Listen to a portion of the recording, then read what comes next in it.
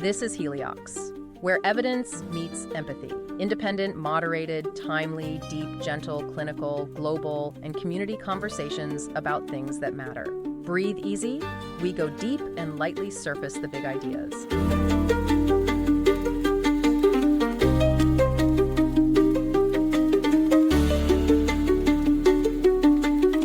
So we essentially treat the human lifespan like a two-act play, right? I mean, Act 1 is childhood. Right. The curtain rises. Exactly. The curtain rises, and there's all this character development, rapid growth, lots of drama, and this really steep learning curve. Yeah, lots of drama for sure. And then Act 2 is adulthood.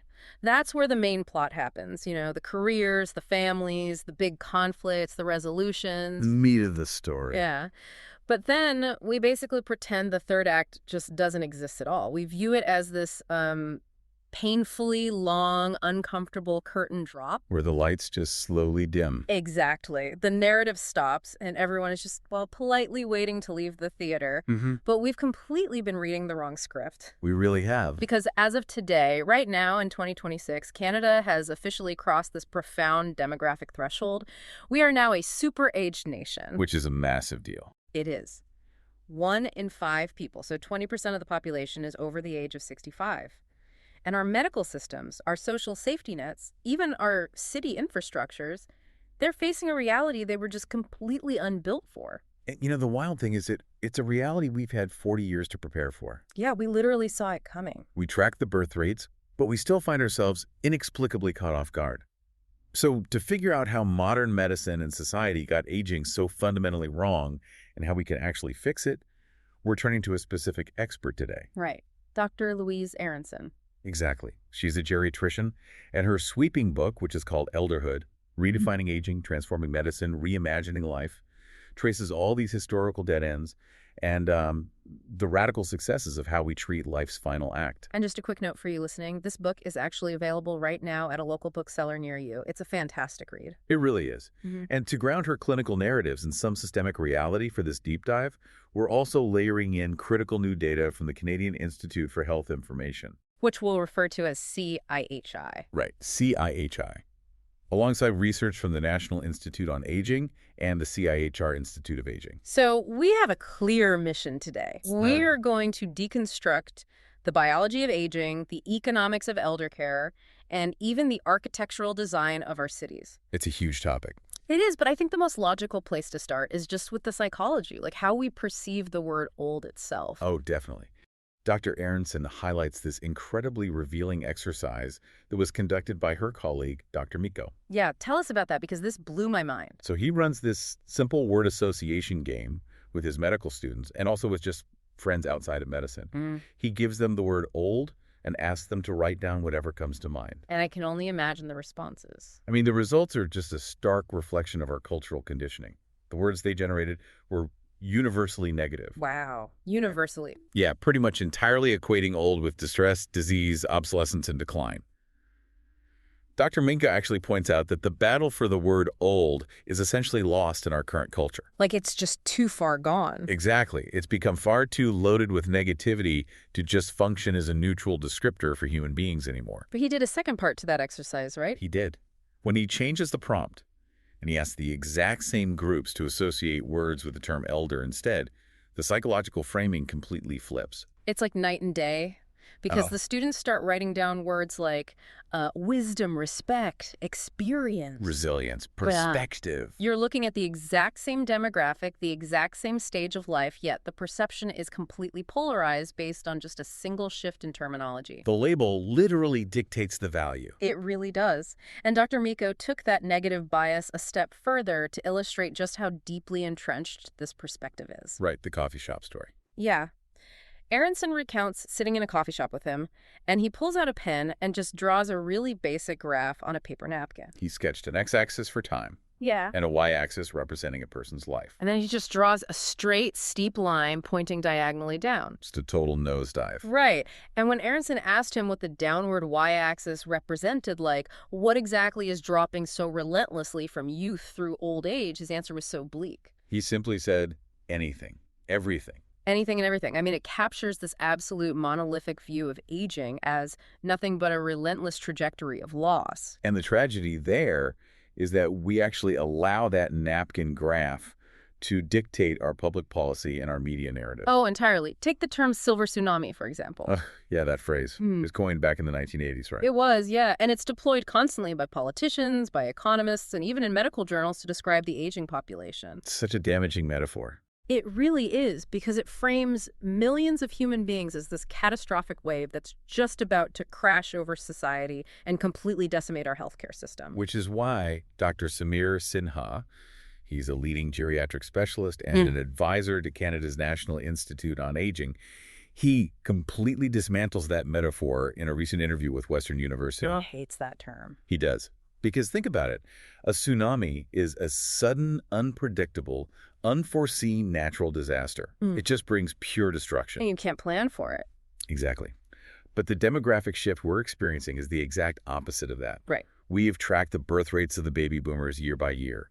We knew the exact date this population would cross the 65-year threshold. Yeah, framing our own success as a disaster is just this bizarre psychological inversion. It really is. I mean, the fact that an unprecedented number of humans are living into their 70s, 80s, and 90s, that is the ultimate triumph of modern sanitation, public health, and medicine. It's a huge victory. But we weaponize that victory. We take everyone over the age of 65 and we just shove them into a single terrifying category. And Aronson argues that this homogenization is basically our fatal flaw. She proposes a revised life cycle consisting of 3 distinct acts instead. Right, back to the play analogy. Exactly. So Act 1 is childhood, which encompasses, the infant, toddler, child, teen. Act 2 is adulthood, moving through young adulthood all the way to middle age. And then Act 3. Act 3 is elderhood.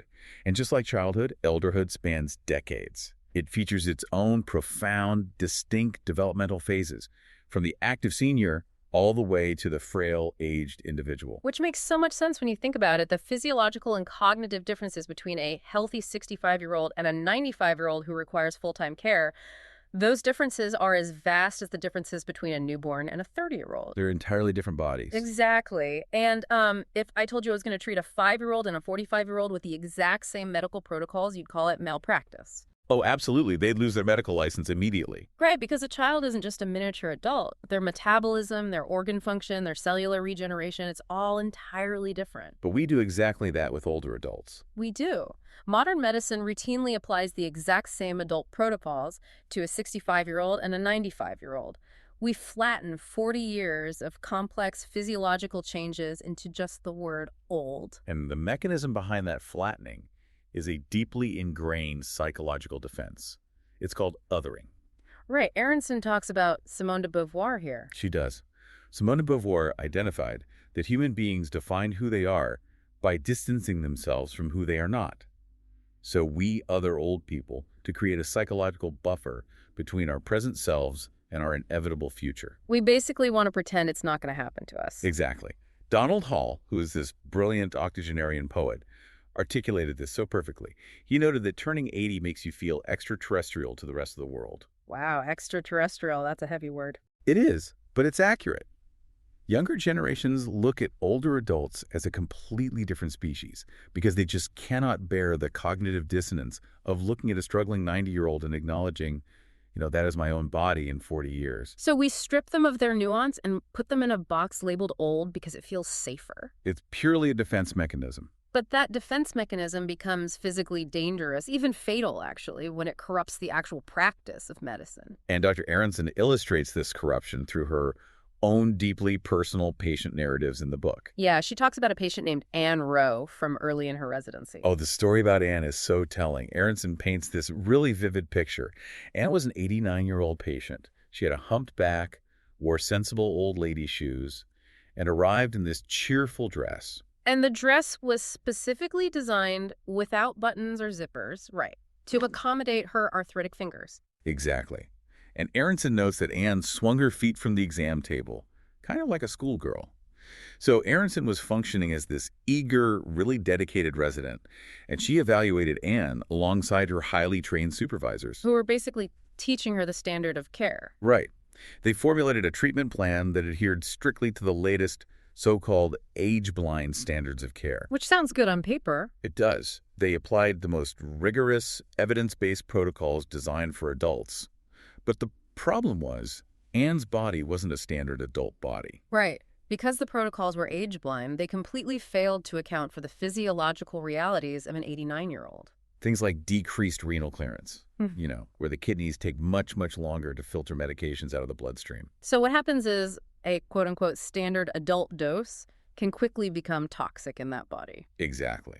And because she followed the standard adult protocol under the supervision of outstanding doctors, Aronson made a medical mistake. And it landed Anne in the hospital, basically endangering her life. Yeah. That event really catalyzed Aronson's realization that treating older patients with middle-age protocols is just inherently dangerous. It's a huge wake-up call. It really highlighted the urgent need for geriatrics, which is a discipline that actually adjusts for the metabolic and physiological shifts of elderhood. Yet the broader medical system remains incredibly resistant to this. They just keep defaulting to these algorithms that ignore the reality of the patient right in front of them. And Aronson contrasts two separate visits to the emergency room in the book to demonstrate how this bias operates systemically. Okay, yes, the ER visits. So the first patient is Mabel, who is a 94-year-old woman. Right. And her condition is very specific. Extremely. She's bedbound. She's been fed through a tube for 5 years following a massive stroke. And she arrives at the ER acutely confused. So what do the doctors do? Well, the doctors consult their rigid algorithmic protocols for a patient arriving with, quote, altered mental status, unquote. And the system dictates that they order a toxicology screen. Which is wild. It's beyond wild. They literally ran a drug test for illicit narcotics on a bedbound 94-year-old woman with a feeding tube. Because the algorithm just completely overrides basic clinical observation. It totally blinds them. The most statistically probable cause of sudden confusion in a frail, older adult is delirium. And that is frequently triggered by something as simple as a urinary tract infection. Or mild dehydration. Exactly. Yeah. Or even simply the sensory overload of being in a new, loud environment like an emergency room. Yeah. But the system is trained to hunt for acute adult pathologies. Right. And then Aronson compares Mabel's treatment with the care her own father received, which is just infuriating. It really is a stark contrast. Right. Her father repeatedly suffered from severe acute delirium following surgeries when he was in his 70s and 80s. But not once did emergency department staff order a toxicology screen for him. Not once. And why? Because he's a white male who didn't appear as severely debilitated at first glance. And crucial point, he had a physician daughter actively advocating for him right there in the room. Exactly. Yeah. Mabel lacked that immediate advocacy, so she was just processed by the default algorithm. It really proves that age blindness in medicine isn't this neutral, objective stance that we think it is. No, not at all. It's a structural bias that actively prevents clinicians from seeing the specific physiological and social realities of the human being sitting in front of them. And this systemic blindness extends far beyond the emergency room, too. It goes right into the fragmented labyrinth of modern specialty medicine. Right, like the story of Eva. Yeah, take Eva. She was a patient in her 80s, and in a single year, Eva made 30 visits to her medical center. 30 visits in 1 year. 30. She was evaluated by ophthalmologists, cardiologists, pulmonologists, oncologists, and she was prescribed 17 different medications by at least 5 different physicians. That is just classic polypharmacy. And the mechanism of why polypharmacy is so dangerous in elderhood is rarely ever explained to patients. Like, if you have 5 different specialists prescribing drugs, and you have an older liver with a much slower cytochrome P450 enzyme system trying to metabolize all those drugs, the half-life of those medications extends. They stay in the body longer. Exactly. So they begin interacting with each other, compounding side effects like dizziness and fatigue. And despite 30 visits to world-class specialists, not a single doctor addressed Eva's actual daily existence. Which is the most important part. Right. No one asked about her severe joint pain. No one asked about her deteriorating ability to walk, or the fact that she was totally socially isolated. And she couldn't even physically secure transport to the pharmacy to go acquire those 17 medications in the first place. Her organs were being individually optimized, but her actual life was entirely ignored. It perfectly mirrors a mechanic shop model. Oh, that's a great analogy. Yeah, you have the brake specialist, the transmission expert, the engine technician. They all bill for their specific, isolated interventions. Right, fixing the parts. But absolutely no one steps back to ask if the driver can actually see the road or reach the pedals. And sociologists actually refer to this exact paradigm as the medicalization of aging. Okay, unpack that term for us. So, beginning in the late 19th century, the medical establishment consolidated the power to define what constituted normal biology versus what was pathology. Okay. So aging transitioned from being viewed as this natural, complex life stage that required holistic management to being viewed as a series of isolated medical defects to be fixed or cured. So we turned aging into a disease. Essentially, yes. Mm. And when you prioritize billable, acute interventions over functional independence and just basic quality of life, the medical system itself becomes a vector of harm for older adults. So if the system has been operating with this fragmented mechanic shop mentality for over a century, I mean, who are the pioneers trying to build a different model? Because Dr. Aronson wasn't the first to recognize this failure. Definitely not. The historical context she provides in the book shows that this debate over how to view the aging body dates back over 2 millennia. Yeah, in ancient Greece and Rome, we see the exact same philosophical fault lines we're still navigating today. Which is wild to think about. It really is. So Aristotle championed a biologically deterministic, highly pessimistic view of aging.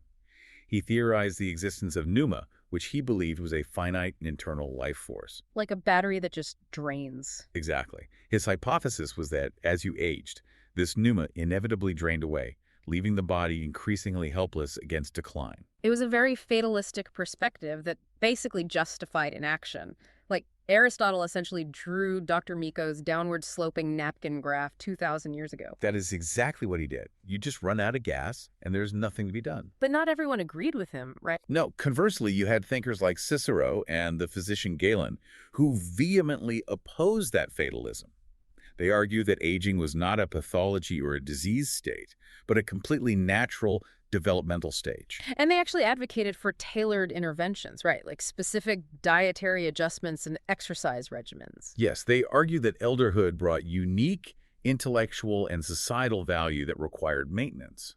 They were basically conceptualizing the earliest forms of geriatrics. But if we fast forward to modern medicine, the formalization of care for older adults took surprisingly long. It really did. I mean, the term geriatrics itself wasn't even coined until 1909. By Ignaz Nasha, right? Yes, an Austrian-born New York physician, and he was fighting a medical establishment that largely viewed older people as medically irrelevant and biologically exhausted. He argued that the distinct physiology of old age required its own rigorous study. Parallel to how pediatrics studies childhood. Exactly. But the true paradigm shift, the one that actually proved this could work, occurred in the 1930s with Dr. Marjorie Warren. The mother of British geriatrics. Yes.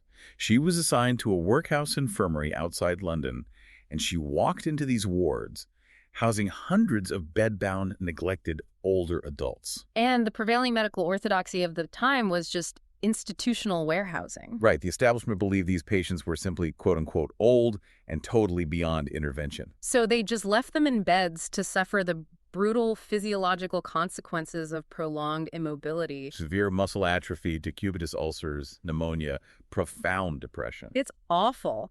But Dr. Warren fundamentally rejected that orthodoxy. She hypothesized that their decline was not purely a function of chronological age, but a direct result of medical neglect and a total lack of stimulation. So what did she do? She initiated targeted, specialized care. She literally forced patients out of bed. She addressed the underlying conditions that had been ignored, and she implemented rigorous physical rehabilitation. And she completely proved the establishment wrong. Entirely wrong. By changing the environment and the medical approach, she demonstrated that many of these supposedly hopeless bed-bound patients could regain functional independence and actually return to their communities. She disrupted the entire narrative of inevitable, irreversible decline. Which brings up a massive question.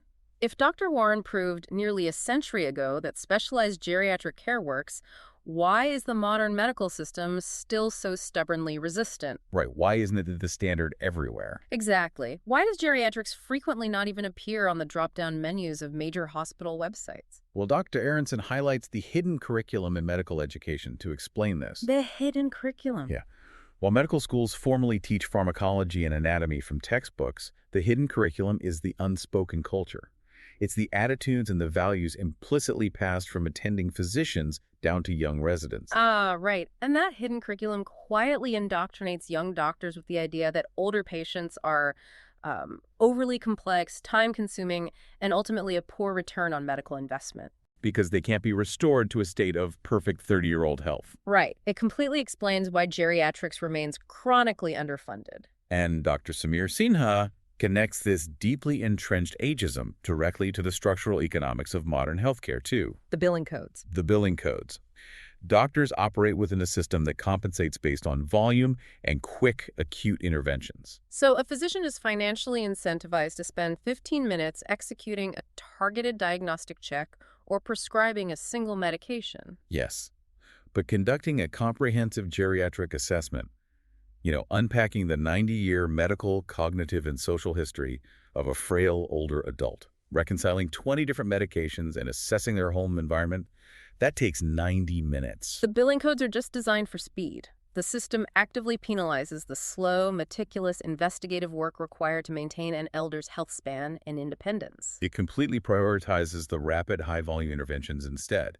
Okay, so we've explored the clinical failures inside the doctor's office, but the data from the Canadian Institute for Health Information pulls the lens back to reveal a much broader social crisis here.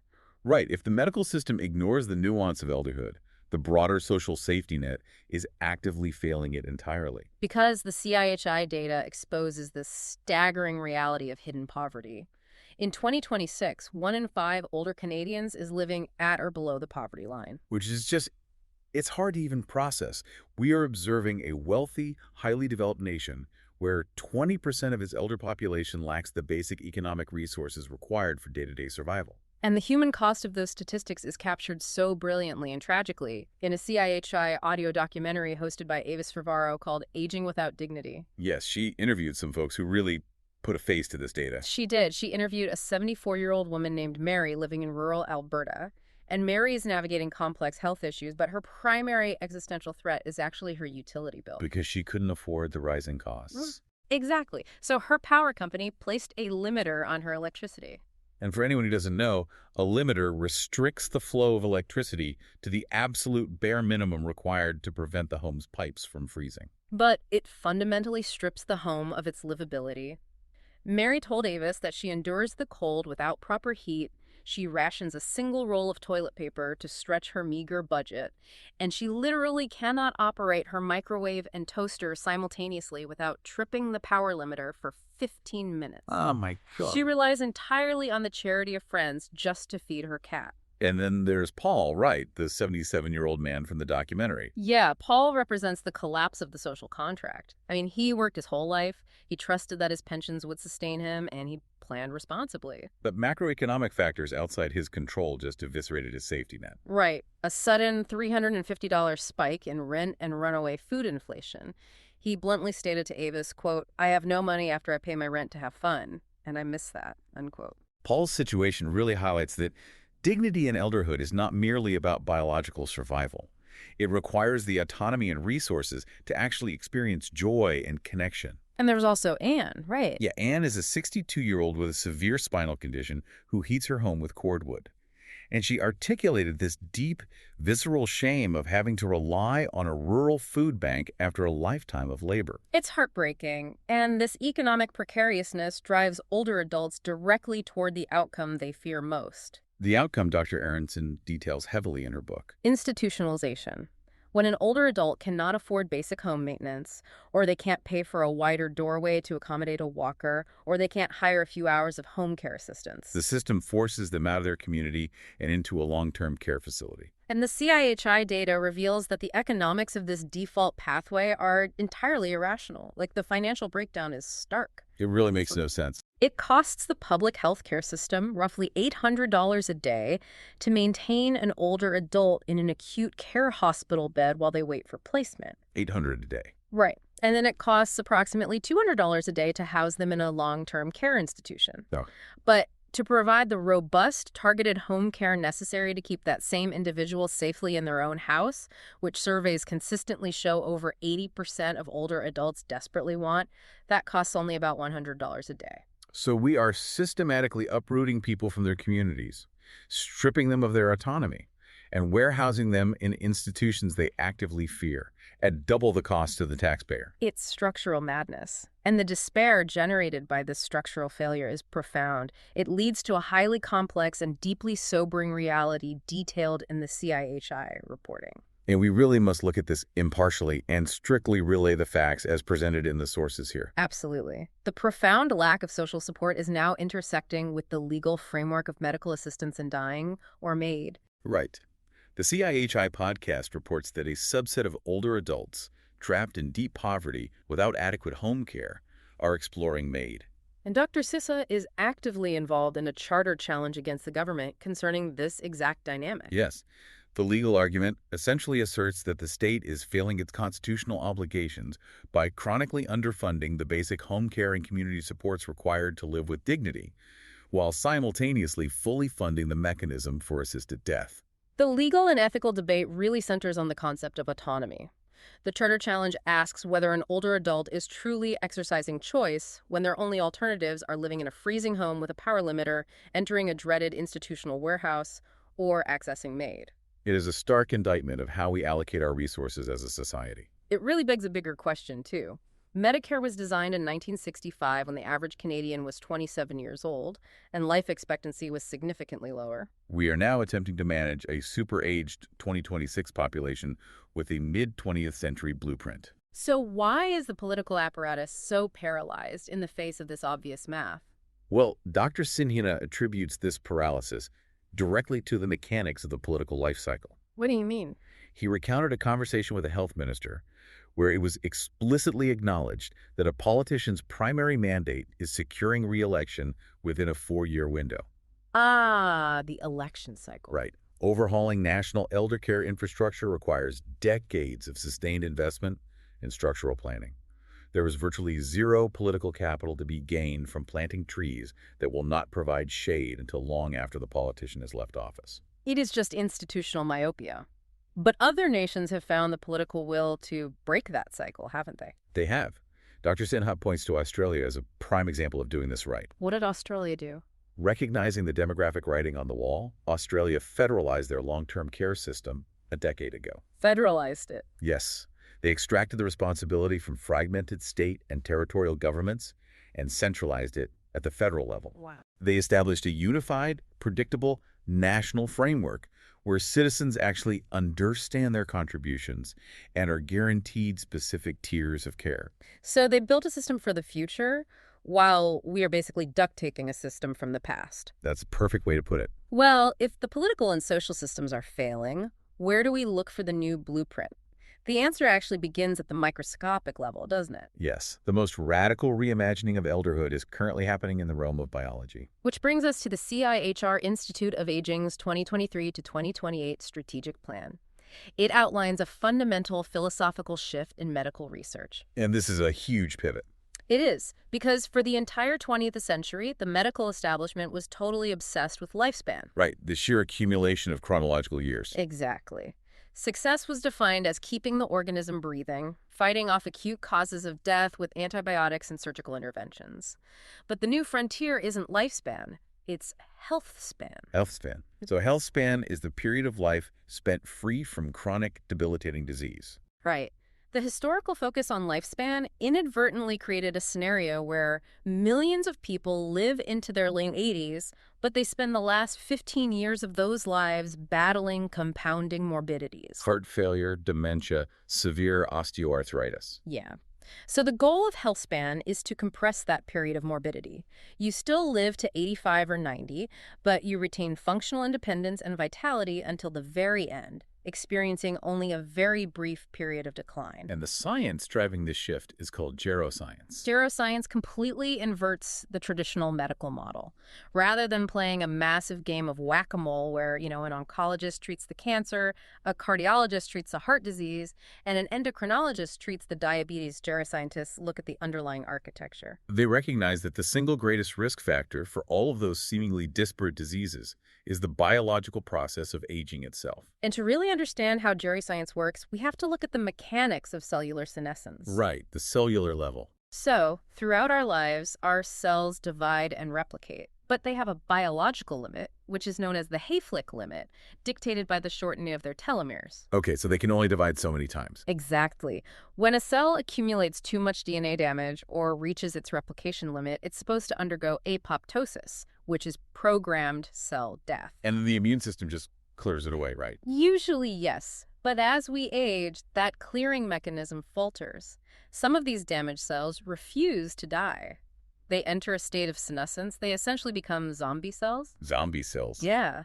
And they don't just sit there inertly. They actively secrete a toxic cocktail of inflammatory chemicals. And that cocktail is known as the SASP, right? The Yeah. senescence-associated secretory phenotype. You got it. These zombie cells secrete cytokines and proteases that degrade the surrounding healthy tissue. So they spread the damage. Exactly. This localized chronic inflammation, often termed inflammaging, is the mechanical root cause of massive systemic failure. So it degrades cartilage, leading to osteoarthritis. It hardens blood vessels, leading to atherosclerosis. Yes, and it creates an environment where mutated cells can become cancerous. So, geroscientists are currently developing senolytic therapies that are specifically designed to hunt down and clear these zombie cells from the body. Which would effectively delay the onset of multiple age-related diseases simultaneously. Right. And if the biological mechanisms of aging are malleable like this, it completely destabilizes how we define the word old in the first place. Because chronological age, the idea that you magically become a senior citizen on your 65th birthday, is essentially just a bureaucratic convention of the Industrial Revolution. Exactly. It was designed by governments to cycle older factory workers out of the labor pool. It has absolutely no basis in biology. And Stanford economist John Chauvin proposes a completely different metric for this based on mortality risk. I love his metric. Tell us about it. Chauvin's thesis is that you shouldn't be defined as old based on how many years you've been alive, but rather on your statistical proximity to the end of your life. Okay, so how does he calculate that? He suggests that a person officially crosses the threshold into old age when their risk of dying within the next 12 months reaches 2%. 2%. Yeah. And they transition into very old or elderly when that mortality risk hits 4%. And the data behind this is just mind-bending. If you look at demographic mortality tables from 1920, an average woman hit that 2% mortality risk at age 55. So by Chauvin's biological metric, she was old at 55. Right. But today, thanks to advances in public health and medicine, a woman does not hit that 2% mortality risk until she is 73 years old. The biological threshold for old age has been pushed back by nearly 2 full decades. Yet our societal architecture, our mandatory retirement ages, our pension eligibility, our clinical drug trial cutoffs, and our medical protocols, it all remains rigidly anchored to a mid-20th century calendar. We are systematically pathologizing people who are biologically in the prime of their later adulthood. We're stripping them of their utility and pushing them to the margins simply because they hit an arbitrary chronological number. So if we're going to update our biology and our societal rules, we clearly also have to completely redesign our physical environment. Yes. We move from the cellular architecture to the municipal architecture. Dr. Aronson advocates for the widespread adoption of what she calls silver architecture. Silver architecture. Yeah. We're all familiar with green architecture, right? Designing buildings with solar panels and sustainable materials to accommodate the environment. Sure. Silver architecture demands we design physical spaces to accommodate the physiological changes of the aging human body. And the core philosophy there is understanding the difference between an impairment and a handicap. Okay, break that down for me. So, as Aronson notes, a physiological change, like a stiff knee or decreased visual acuity, is an impairment. Right, it's just a biological fact. Exactly. But the physical environment is what transforms that impairment into a debilitating handicap. Ah, I see. A steep staircase without a handrail turns a stiff knee into a complete inability to leave the house. So silver architecture mitigates those handicaps through specific design mechanisms. It involves installing tactile flooring to help prevent falls for those with peripheral neuropathy. It requires acoustic dampening in public spaces, too, because the aging ear really struggles to isolate conversation from background noise. Oh, that makes so much sense. And it also means redesigning lighting. As the lens of the human eye yellows and thickens with age, it requires significantly more light to read, but it also becomes highly sensitive to glare. So silver architecture utilizes high contrast colors and indirect ambient lighting to allow older adults to navigate spaces safely and independently. And this concept of designing for the elder demographic, it scales up from individual buildings to entire urban planning models. Which brings us to the Manulife and IA Aging in Canada survey. It highlights one of the most pragmatic, economically viable solutions currently being deployed, NORCs. NORCs, naturally occurring retirement communities. Exactly. The traditional model of elder care has been to build massive centralized institutional nursing homes out in the suburbs and then uproot older adults from their neighborhoods to fill the beds. Which is incredibly disruptive and wildly expensive. The NORC model is completely different. It's almost like the transition from giant centralized mainframe computers to distributed cloud computing. I love that analogy. Instead of forcing everyone to plug into one massive facility, you look at the existing urban landscape. You identify the specific apartment buildings, condo towers, or dense residential blocks where a high concentration of older adults already live. And you deploy the processing power, the health and social services directly into their living rooms. Yes, and the logistical brilliance of an NORC is perfectly demonstrated by the Nursing Home Without Walls program in New Brunswick. Spearheaded by Dr. Suzanne Dupuis-Blanchard. Yes, her team recognized that you don't actually need to build a new brick-and-mortar institution to provide institutional-level care. So what did they do? They take the clinical expertise, the specialized care navigators, the preventative health screenings, and the social programming of a high-end facility, and they embed it directly into the naturally occurring communities where seniors are already established. So you basically bring the water and the fertilizer directly to the forest rather than transporting the tree to a sterile greenhouse. Exactly. And the systemic impacts of this distributed care model are just massive. Dr. Dupuis-Blanchard's data shows that by intervening early in the home, you drastically reduce 911 calls. You prevent unnecessary emergency room admissions. And when a resident eventually does require hospice or higher-level care, the transition is seamless rather than catastrophic. And Denmark actually proves that this model works at a national scale. Oh, Denmark is the gold standard here. Decades ago, Danish policymakers realized that institutionalizing their aging population would bankrupt them. So they pivoted heavily, investing their resources into robust, highly coordinated community and home-based care networks. Because older Danes receive daily assistance with medication, mobility, and hygiene right in their own homes, they do not end up languishing in hospital emergency rooms waiting for long-term care beds. And the downstream economic effect of that is astounding.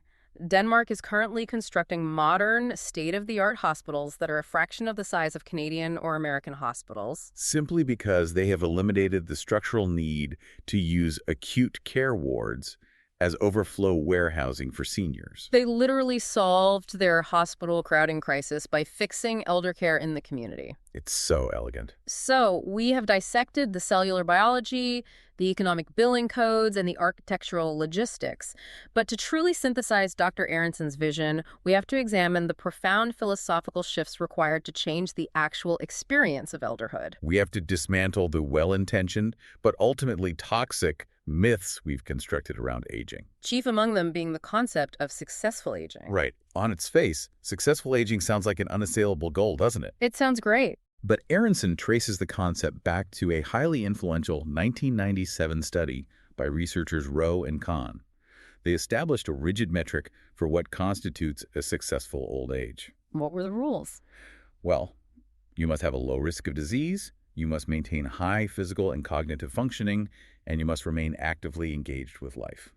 So essentially, society defines you as successfully aging if you are an 85-year-old who still runs half marathons, sits on corporate boards, and possesses the biological markers of someone 20 years younger. Right, which establishes a brutal zero-sum pass-fail dynamic. If success is defined exclusively as maintaining the physiology and lifestyle of a middle-aged adult, then any natural decline becomes a personal failure. Exactly. If your genetics dictate you develop a chronic illness or your joints degrade and you require a wheelchair, the successful aging paradigm implies you have somehow failed at life's final act. It frames ordinary, frail elderhood as a character flaw rather than just an inevitable biological reality. Those posters of 90-year-olds skydiving that hospitals put in their lobbies. They're intended to inspire, But they effectively shame the vast majority of patients experiencing normal decline. It creates a culture where we erase the inherent value of an elder who is experiencing disability. And Aronson shares a quiet, deeply moving narrative about a patient named Inez to really counter this toxic metric. I remember Inez. She had suffered multiple strokes, had advanced dementia, and was completely bedbound. Right. So by the Rowan Kahn standard, Inez was a total failure. The mechanical medical system viewed her as a rapidly degrading organism with no billable interventions left. But Aronson observed Inez as a human being who still possessed profound meaning. Exactly. When Aronson examined her, Inez would comment on the bright colors of the doctor's clothing. She would playfully joke in Spanish behind her husband's back. She would raise her eyebrows and wink. Inez retained her fundamental humanity, her personality, and her capacity for connection despite catastrophic physical decline. Joy and meaning do not evaporate the moment a body becomes frail. And Aronson argues that to truly transform elderhood, we must reclaim the language we use to describe it. In the same way other marginalized communities have reclaimed words used to oppress them, we must actively reclaim the words old and elder. We must strip them of their negative connotations. Aronson points out a pervasive microaggression in our culture, actually. We frequently tell vibrant 80-year-olds, oh, you don't seem old at all. And we intend it as the highest compliment. But what we are fundamentally communicating is that their actual chronological reality is inherently shameful, and we only value them because they are successfully masquerading as a younger person. So if we discard the successful aging marathon metric and we stop measuring an older person's worth by how closely they mimic a 30-year-old, what is the new metric? How do we evaluate a good old age? The metric shifts from physical preservation to psychological adaptation. The anthropologist Margaret Clark conducted extensive research on the cultural dynamics of aging. And what did she find? She discovered that individuals who thrived in advanced old age were not the ones desperately clinging to their youth. The key was conscious, deliberate adaptation. Adaptation. Yes. Clark found that thriving elders actively renounced middle-aged norms. They stopped evaluating their self-worth based on professional status, physical dominance, or their ability to exert power over their environment. Instead, they embraced values perfectly calibrated for late-life abilities. Things like congeniality, deep self-acceptance, the cultivation of community ties, and the sharing of wisdom. They did not fail at being middle-aged. They succeeded at being elders. They succeeded at elderhood. That is a profound recalibration of what it means to be human in the third act. We have covered an immense amount of ground today. We really have. We started by looking at Dr. Maiko's bleak napkin graph and unpacking the societal othering that flattens 40 years of life into a single, terrifying monolith. We traced how that age blindness corrupts the algorithms of modern medicine, from the tragic misdiagnosis of Mabel's delirium to Eva's cascading polypharmacy. We reported on the brutal economic realities exposed by CIHI, where structural underfunding leaves seniors freezing in their homes and forces agonizing legal debates around MAID and autonomy. But we also mapped the architecture of a better future. Right. We explored the senolytic therapies of geroscience aiming to expand our health span, the logistical brilliance of distributed NORCs keeping seniors in their communities, and the vital necessity of reclaiming the word old as a badge of adaptation and survival. We do not have to accept the silver tsunami narrative. Aging is a triumph, and we can choose to design a society worthy of that victory. The tools to redesign our infrastructure, our billing codes, and our culture are entirely within our grasp. They are. And as we conclude, I want to leave you with a philosophical question, to ponder a question that arises if we actually succeed. Okay, what is it? If we manage to completely overhaul our world so that elderhood is viewed as a developmental stage, just as rich, supported, and anticipated as adulthood, will our deep-seated evolutionary fear of death fundamentally change? Will a perfectly supported elderhood allow us to finally accept the curtain drop with grace? Or, having made the final act so comfortable, will the human mind simply shift its anxieties and find an entirely new frontier to fear? That is a question that completely reframes the conversation, and one that will definitely sit with me. Thank you for joining us on this extensive deep dive. We invite you to keep questioning the systems around you, keep demanding better answers from the data, and keep looking at the elders in your life and your own future with entirely fresh eyes. Until next time. Heliox is produced by Michelle Brucker and Scott Bleakley. It features reviews of emerging research and ideas from leading thinkers, curated under their creative direction with AI assistance for voice, imagery, and composition. Systemic voices and illustrative images of people are representative tools, not depictions of specific individuals. Thanks for listening today. 4 recurring narratives underlie every episode: boundary dissolution, adaptive complexity, embodied knowledge, and quantum-like uncertainty. These aren't just philosophical musings, but frameworks for understanding our modern world. We hope you continue exploring our other episodes, responding to the content, and checking out our related articles at helioxpodcast.substack.com.